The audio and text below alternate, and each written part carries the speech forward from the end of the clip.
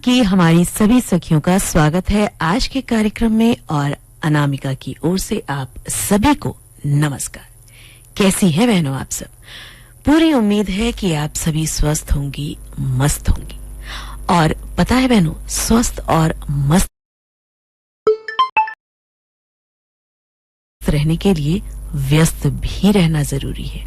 और जब ज्यादा थकान हो जाए तो फिर कुछ पल का आराम और सुकून के पल में गीत का आनंद, है ना बहनों? मनोरंजन जीवन के लिए आवश्यक है।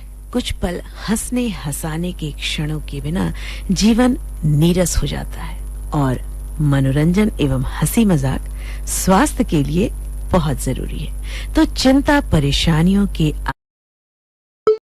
आवरण को उतार फेंकिए और गुनगुनाते हुए चलिए कार्यक्रम में आगे की ओर।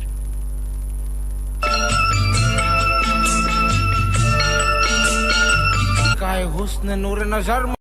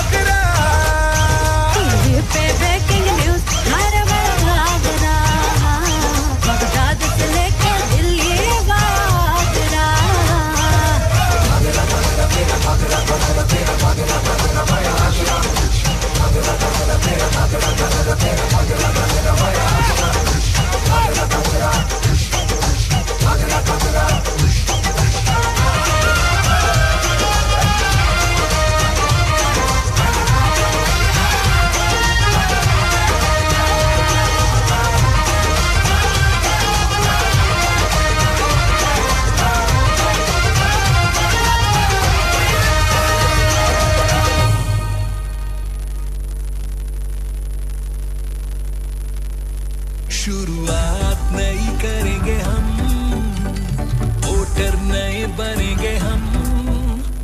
वोटर हेल्पलाइन ऐप पर पंजीकरण करेंगे हम, वोटर हेल्पलाइन ऐप पर पंजीकरण करेंगे। शुरुआत नई करेंगे हम, अपना नाम जोड़ना हो या करना हो कोई संशोधन, बस एक क्लिक करेंगे हम, ढेर सारी सुविधाएं पाएंगे हम और लोकतंत्र का हिस्सा बन जाएंगे हम। शुरुआत नई करेंगे हम, वोटर नए बनेंगे हम। आज ही अपने स्मार्टफोन में वोटर हेल्पलाइन ऐप डाउनलोड करें और बतौर नए मतदाता पंजीकरण करें। अगर मतदाता सूची में दर्ज आपका नाम, पिता आदि में कोई अशुद्धि हो तो संशोधन के लिए ऐप में ही आवेदन करें। यह सारी सुविधाएं पाएं बस एक क्लिक पर। मुख्य निर्वाचन अधिकारी झारखंड की तरफ से मतदाता हित में जारी। हवाओं का रुख जो बदल दे उसे तूफान कहते हैं, तूफान का मुंह जो मोड़ दे उसे नौजवान कहते हैं। बात चाहे आजादी के आंदोलन की हो या 75 साल बाद देश की तस्वीर बदलने की, युवाओं ने हमेशा अपनी सोच, ऊर्जा और शक्ति से देश के इतिहास की नई इबारत लिखी है। आकाशवाणी भोपाल लेकर आ रहा है इन्हीं युवाओं के लिए युवाओं द्वारा बनाया एक नया प्रोग्राम #AIR Next। 28 नवंबर से प्रत्येक रविवार शाम 7:30 बजे से #AIR Next। इसे प्रस्तुत करेंगे वो युवा जिन्हें हम चुनेंगे कॉलेज कैंपस से, विभिन्न प्रतियोगिताओं के माध्यम से, जिन्हें जीतने पर मिलेगा आकाशवाणी से सर्टिफिकेट, आकर्षक उपहार। और हाँ, हमारे प्रोग्राम #AIR Next के RJ बनने का। तो इंतजार करिए हमारी टीम का आपके अपने कैंपस में। और सुनिएगा 28 नवंबर से हर रविवार शाम 7:30 बजे से #AIR Next। गुड़ियों के बाजार से अच्छी सी गुड़िया लाना, गुड़िया चाहे ना लाना, पप्पा जल्दी आ जाना, पप्पा जल्दी आ जाना। आइए हम आपको बता दें, आगामी 28 नवंबर को जिन फिल्मों के गीत हम आपको सुनवाएंगे उन फिल्मों के नाम। वे फिल्में हैं होटल, प्रेम पुजारी, तेरे नाम, पद्मावत और once upon a time in Mumbai. और श्रोताओं, ये रहा SMS भेजने का तरीका। अपने मोबाइल के मैसेज बॉक्स में जाइए, टाइप कीजिए HZBG, स्पेस दीजिए, फिल्म का नाम लिखिए, स्पेस दीजिए और अपने नाम और पते के साथ भेज दीजिए इन 2 नंबरों में से किसी भी एक नंबर पर। वे नंबर है 9471182194 और हमारा दूसरा नंबर है 53010, यानी 9471182194 और दूसरा नंबर है 53010। श्रोताओं, याद रहे आपके SMS हमें 26 नवंबर शुक्रवार को संध्या 6 बजे तक मिल जाना चाहिए। सारा जग है बेगाना, पप्पा जल्दी आ जाना, पप्पा जल्दी आ जाना, सात समुंदर पार से, गुड़ियों के बाजार से, अच्छी सी गुड़िया लाना, गुड़िया चाहे ना लाना, पप्पा जल्दी आ जाना, पप्पा जल्दी आ जाना, पप्पा जल्दी आ जाना।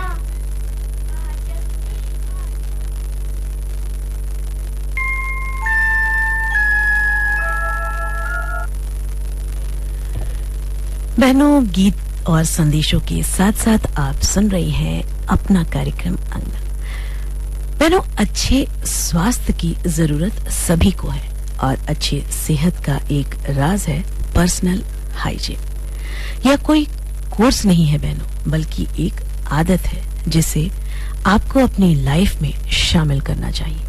किसी को ये बताने की जरूरत नहीं पड़नी चाहिए कि पर्सनल हाइजीन का ध्यान रखना कितना जरूरी है, लेकिन फिर भी कई बार छोटी और मामूली बातें बताने की जरूरत पड़ जाती है। जैसे बहनों, अपने दांत हमेशा साफ रखने चाहिए। ध्यान रहे आपके मुंह से बदबू ना आए। अच्छे माउथ वॉश का प्रयोग करें। कोई भी व्यक्ति सबसे पहले आपकी स्माइल से ही प्रभावित होता है। बहनों, महिलाओं के लिए पर्सनल हाइजीन रखना बहुत जरूरी है। पर्सनल हाइजीन रखने से पीरियड्स के दौरान कई बीमारियों से बचा जा सकता है। अगर उचित साफ सफाई न रखी जाए तो इन्फेक्शन का खतरा हो सकता है। पीरियड्स में अगर साफ सफाई का ध्यान न रखा जाए तो इससे बुखार, अनियमित पीरियड्स आना, खून ज्यादा आने के साथ ही महिलाओं को गर्भधारण में भी दिक्कतें हो सकती हैं।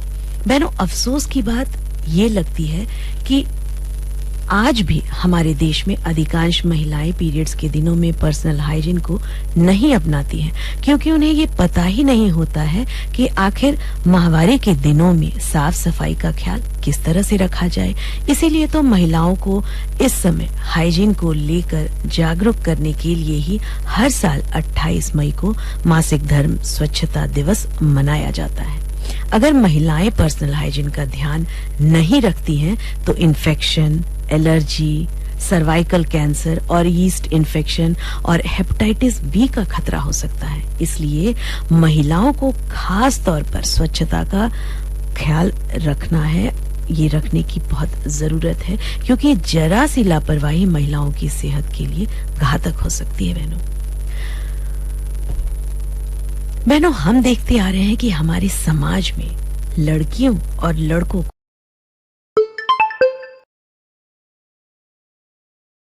बहुत छोटी उम्र से ही अलग तरह से पाला जाता है। लड़कियों पर घर के कामकाज के बोझ के साथ साथ उन पर कई तरह की पाबंदियां भी लगाई जाती हैं, जिससे वे काफी मानसिक दबाव में रहती हैं।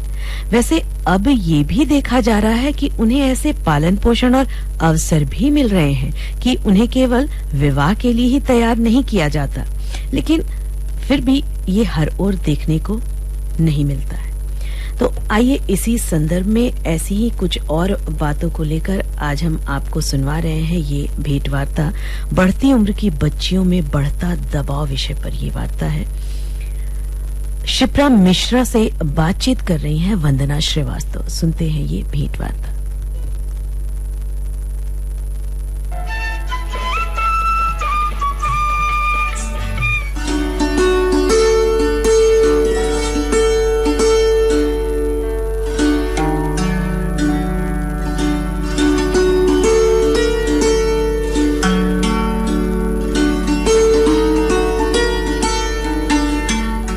बहनों, कार्यक्रम अंगना में अक्सर हम बातें करते हैं कुछ ऐसे मुद्दों पर, कुछ ऐसे विषयों पर जो हम महिलाओं की जिंदगी को सरल, आसान और सरस बनाती है। तो आइए आज हम अपने अंगना में बातें करें अपने परिवार के संदर्भ में, अपने बच्चों के संदर्भ में। जब बातें कर रहे हैं बच्चों के संदर्भ में, तो आज हमने फोकस किया है अपने कार्यक्रम को अपनी बढ़ती उम्र की बच्चियों पर। इन दिनों हमारी बढ़ती उम्र की बच्चियों पर कई तरह के दबाव होते हैं, उनके सामने कई तरह की चुनौतियाँ होती हैं। तो आइए आज हम चर्चा करें कि ऐसी कौन सी बातें हैं जो हमारी खिलती हुई बच्चियों को मुरझा देती है और किस तरह से वो अपने को संभाले ताकि इन चुनौतियों, दबाव से निकलकर वो फिर से खिल सके, इस समाज में अपनी जिंदगी का भरपूर आनंद ले सके। इसके लिए बातचीत करने के लिए आज हमारे अंगना में विशेषज्ञ के तौर पर है Tata workers union high school की बहुत ही एक्टिव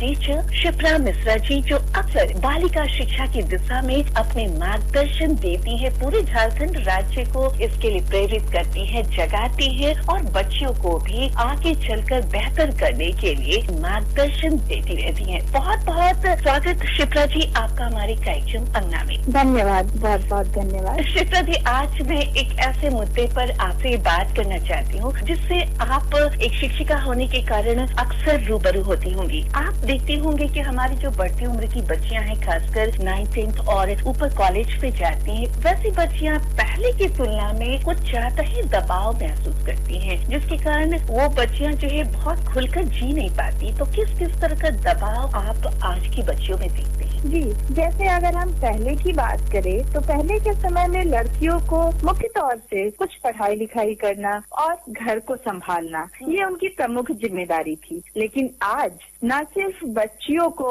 अपने घर की जिम्मेदारियों को भी संभालना है, बल्कि उसके साथ साथ अपने पैरों पर खड़ा होना, अपने सपनों को पूरा करना भी उनके लिए जरूरी हो गया है। और कहीं न कहीं एक परिवार को संतुलित रूप से आगे बढ़ाने के लिए हमारी बच्चियां लड़कों के साथ कदम से कदम मिलाकर चले, यह भी जरूरी है। आज से अगर हम पुराने समय की बात करें, पहले के समय की बात करें, तो लड़कियों की शादी होती थी और उसके बाद जब एक दो लगातार अगर बच्चियां जनी जाती थी तो जनरली घरों की सास और लोग कहते थे कि ये औरत की जिम्मेदारी है और औरत ही बार बार लड़की को जन्म दे रहे हैं तो इसकी दूसरी शादी करवा दो, क्योंकि यह जानकारी उनके अंदर नहीं थी। बच्ची या बच्चा होना यह उनके बेटे की ही रिस्पॉन्सिबिलिटी है, यानी पिता ही रिस्पॉन्सिबल होते हैं। ठीक उसी तरह जब बच्चियां हमारे यहाँ विद्यालय में आती हैं तो घर की पूरी जिम्मेदारी, पूरे काम को करने के बाद वापस स्कूल आती है और फिर स्कूल से जाकर घर में सारा काम करना होता है। तो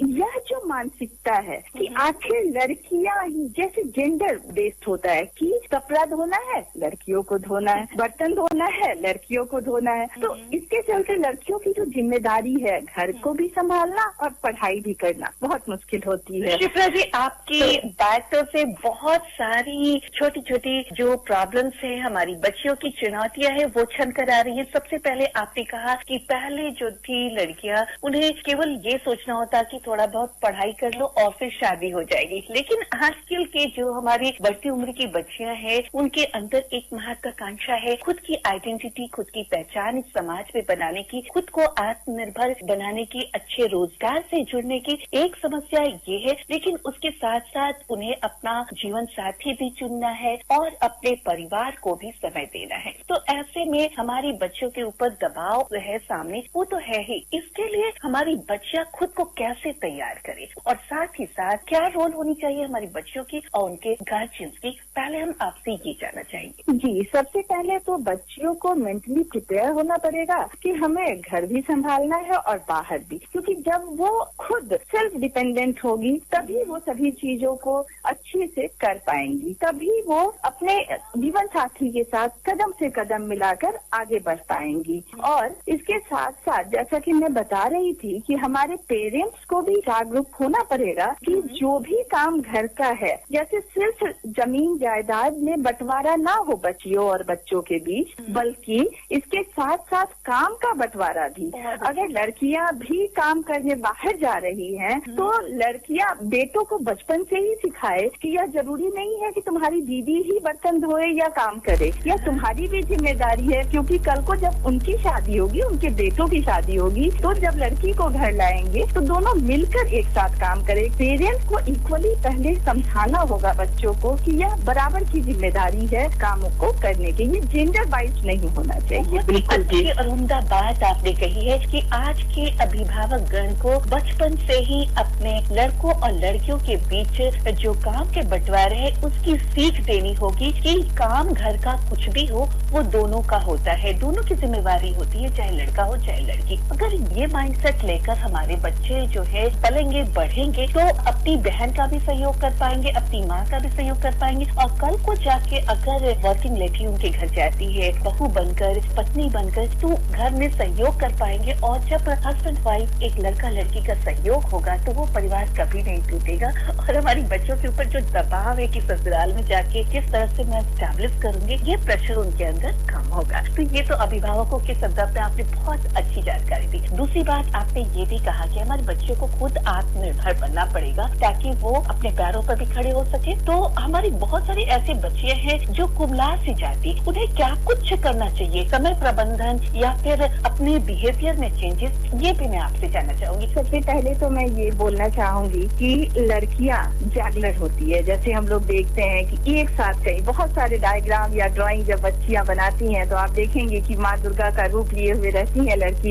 एक हाथ में छल्ली, एक हाथ में बुक और एक हाथ में हो सकता है बैट, और एक तरफ वो एरोप्लेन उड़ा रही है और एक तरफ आर्मी की तरफ से लड़ रही है। तो लड़कियां सक्षम होती हैं सब तरह। ईश्वर ने हमें ये वरदान दिया है कि हम सब तरह के कार्यों को कर सके, चाहे वो घर हो चाहे वो बाहर हो। तो सबसे पहले अपने अंदर में समाहित उस शक्ति को पहचानना होगा कि I am able to do anything, मैं सब कुछ कर सकती हूँ। बस जरूरत है तो अपने आप को मैनेज करने का, टाइम मैनेजमेंट करने का, यानी मुझे पढ़ने के लिए ये समय रखना है, मुझे खेलने के लिए भी समय देना है, साथ ही साथ घर में भी अपने माँ का, अपने जो भी काम है उसमें भाग बटाना है। तो सबसे पहले तो लड़कियाँ उस टाइम मैनेजमेंट को अगर सीख ले और टाइम मैनेजमेंट को सही से ध्यान में रख के आगे काम करते जाए तो शायद उतनी परेशानी नहीं होगी। क्योंकि मैं खुद एक वर्किंग लेडी हूँ और मैं जानती हूँ कि किस तरह से अपने परिवार और बाहर दोनों के काम को किस तरह से संभाला जा सकता है। तो सबसे पहले तो अपने अंदर जो समाहित दुर्गा का रूप है उसे पहचाने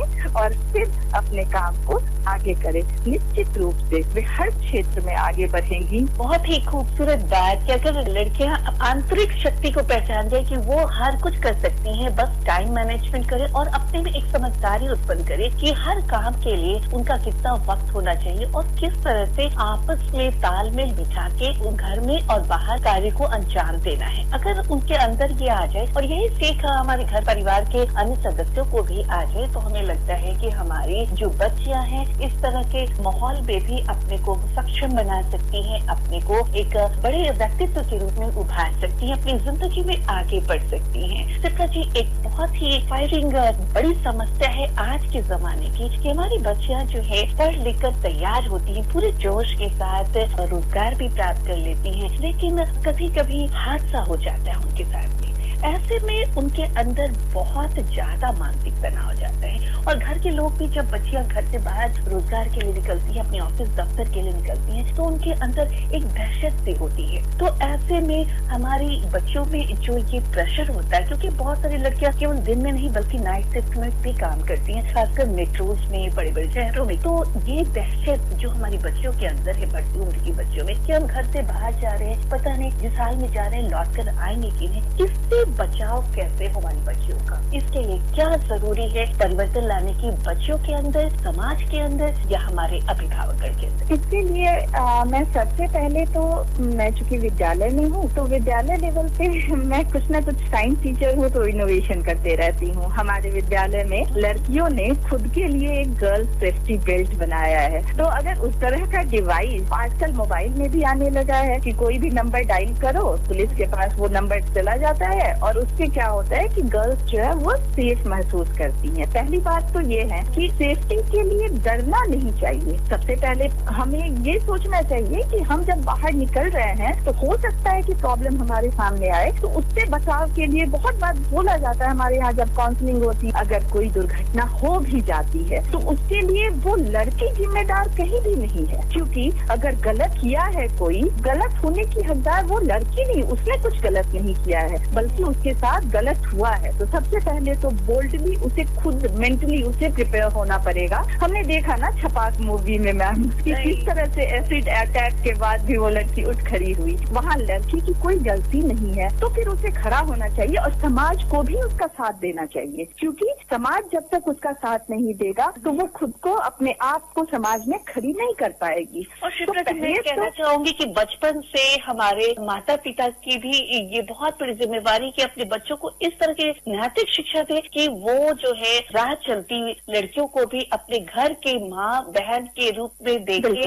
उनके साथ कोई गलत व्यवहार ना करे। जब वो उन्हें उस रूप में देखेंगे तो हमें लगता है समाज में जो मानसिक विकृति है, जो बहुत सारे लोग लड़कियों के साथ गलत हरकत करते हैं, उस पर अंकुश लगेगी। अभी कुछ दिन पहले हम लोगों ने MHM के ऊपर डिस्कशन किया था मैम, तो उसमें भी मैंने कहा था कि मेरे यहाँ मैं लड़कों को भी MHM की जानकारी देती हूँ। 23% गर्ल्स जो है वो माहवारी के समय में छींटाकशी होने के कारण स्कूल में जनरली वो स्कूल छोड़ दिया करती हैं हाई स्कूल के बाद, जबकि अगर उस समय अगर लड़कों को भी पार्टिसिपेट कराया जाए और उन्हें जागरूक किया जाए तो वो छींटाकशी नहीं होगा और लड़कियों की पढ़ाई रुकेगी नहीं। तो इस तरह की बातें सही आपने कहा, बिल्कुल सही आपने कहा कि लड़कियों को तो बोल्ड बनाना ही है, साथ ही साथ जो एक समाज की जो मानसिकता है, लड़कों की जो मानसिकता है, उसे हर क्षेत्र में होनी चाहिए, तभी जाकर दोनों मिलकर अच्छे समाज का निर्माण कर पाएंगे। एक अच्छे समाज के निर्माण के लिए यह जरूरी है कि लड़कियों को दबा कर ना रखा जाए, बल्कि लड़कियां तो बोल्डली पेश आए ही, बल्कि लड़के भी उतने ही जिम्मेदार हों,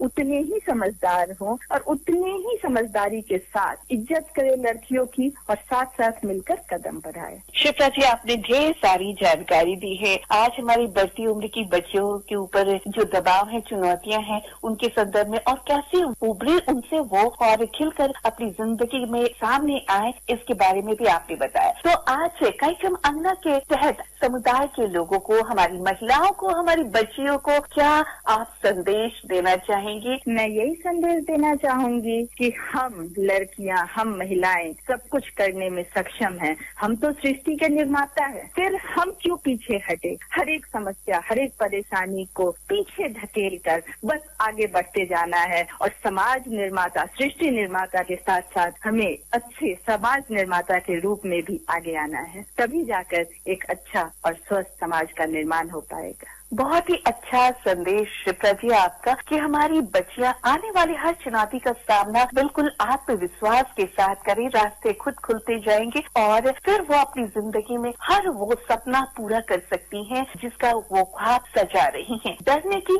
उन्हें जरा भी जरूरत नहीं है, बस थोड़ी सी समझदारी और हिम्मत से काम लेना है। आप हमारी अंगना में आए शिप्रा जी, आपने इतनी बेहतरीन जानकारी दी, इसके लिए आपका बहुत बहुत धन्यवाद, शुक्रिया। धन्यवाद, बहुत बहुत धन्यवाद, नमस्कार।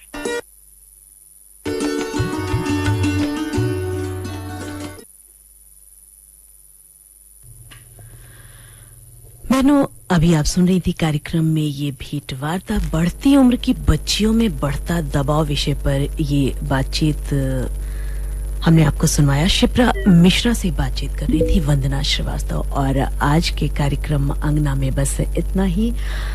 आज के इस कार्यक्रम से दीजिए अनामिका को अनुमति। नमस्कार।